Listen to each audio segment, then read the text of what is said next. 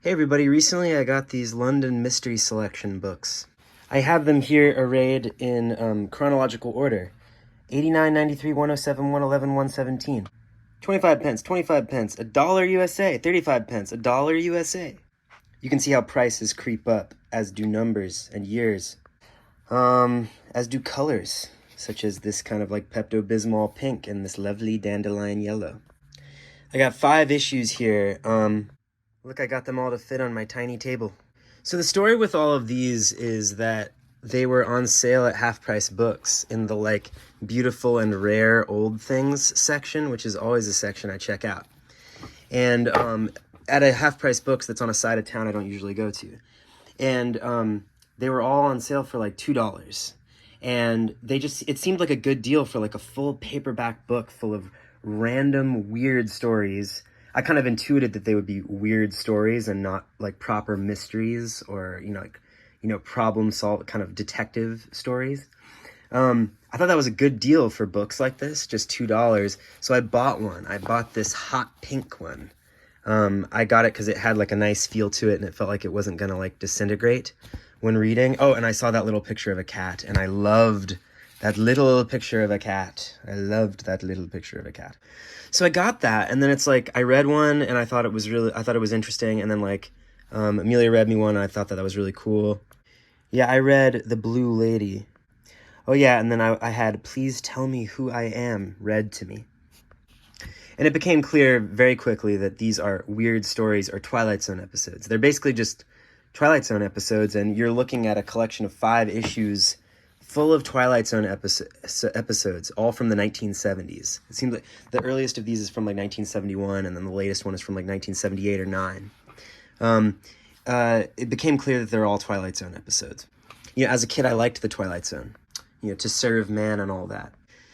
And they're kind of a rarity because they are kind of like satisfying reading experiences in their way in just one sitting. Like truly in one sitting. Like you just sit down with a friend and you read one of the stories and it takes you like between like 10 and 15 minutes maybe, you know what I mean?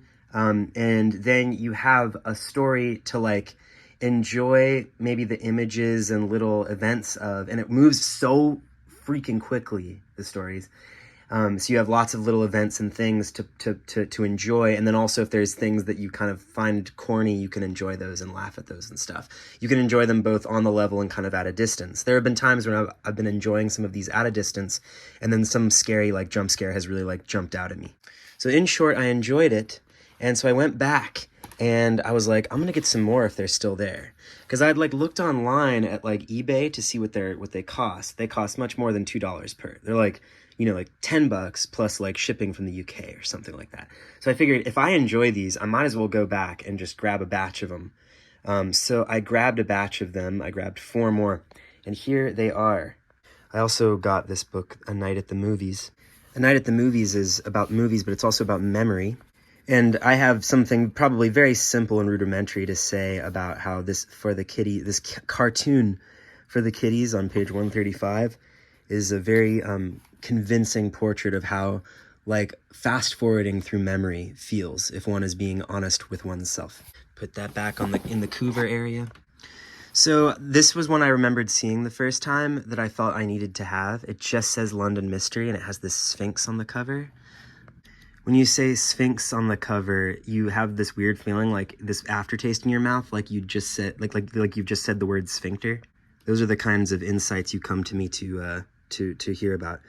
I read this story, The Giggler, by Richard Michael. So that's a point. All of these stories kind of feel like they're written by people who are using pseudonyms. They feel like they were maybe cranked out by like 1 or 2 people or something. And they used lots of weird names that they made up. Richard Michael seems like one of those ones.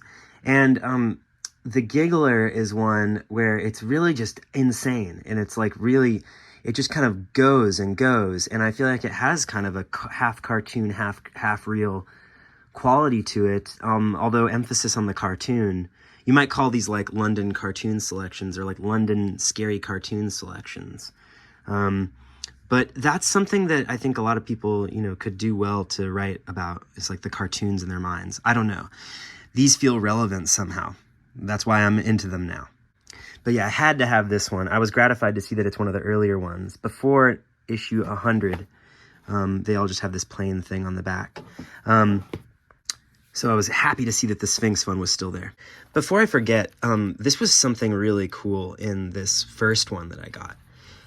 This really struck me. I was in like a phase of reading a lot of like poems by Irish writers, and I was thinking about, you know, Ireland and conflict in Ireland over the past, you know, however many years or whatever.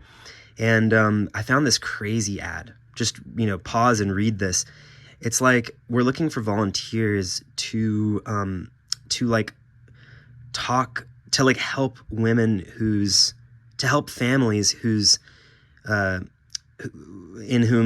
whom men have gone to fight in Northern Ireland and stuff. It's crazy. Anyway, so that ad is really something. And I think that really was one of the things that I loved about this book, was that it really, not only did it deliver consistently like interesting reading experiences, either like on a superficial level or on a deeper level, but it also was like clearly like a historical document.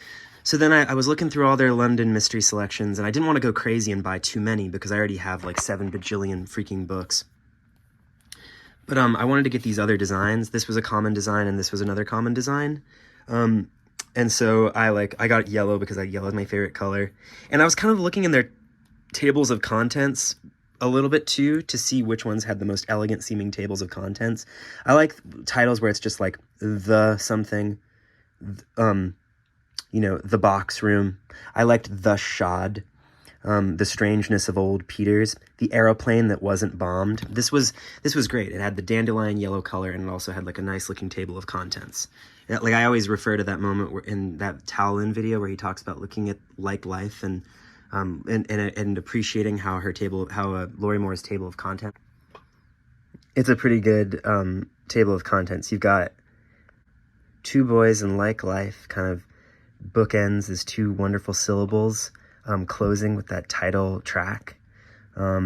Places to look for your mind, providing this kind of apex. I like the way that this comma kind of mirrors the like apostrophe there. So you have apostrophe, and then it kind of gets mirrored across joy to become the comma in You're Ugly Too. I like the way when you read tables of contents, you can get little sentences out of them. Like you can kind of see like places to look for your mind, the Jewish hunter starving again, like life. You kind of you can say like, you know, books or you know, I was reading, looking for a place to look for my mind. I read that the Jewish hunter was starving again, like, you know, I don't know, in some wood. And I thought, oh, how like life or something.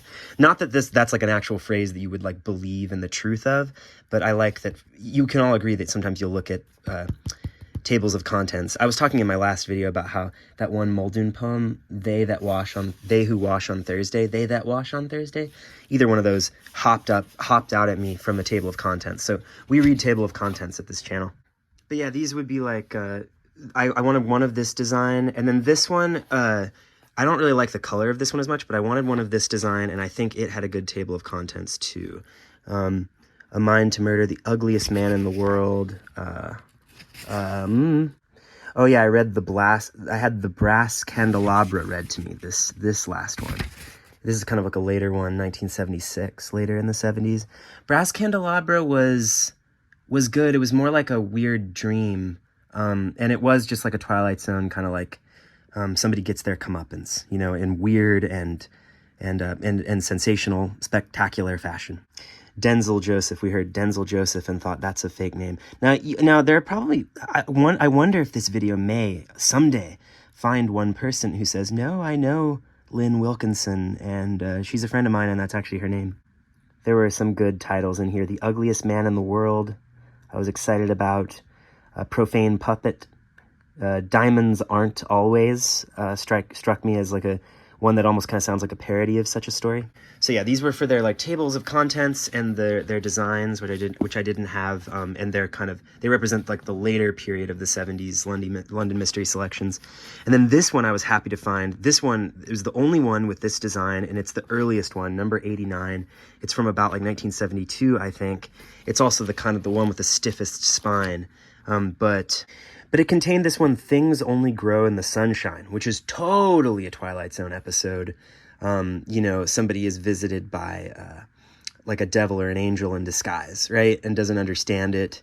And they, until later when they reflect on how the devil, you know, brought out the worst in them, or the angel kind of helped them and they didn't really know it.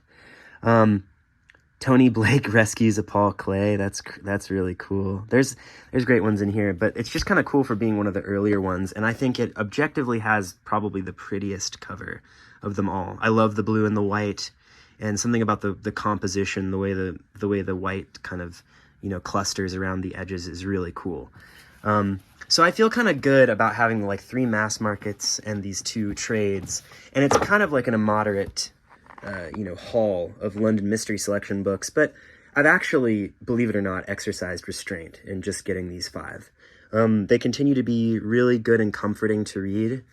I'll continue to read them silently and read them aloud with people because they're good in a sitting, like in one sitting. I guess, like, as I close this video, I just want to ask if anyone's, you know, heard of these before or read them, or do they sound like they'd be anybody's thing, or you know, do you have any anecdotes about them or anything? Are there any little anthologies like this, you know, that you know of that you think are collectible or contain particularly rewarding stories? And that's it. Everybody have a good evening. Happy reading.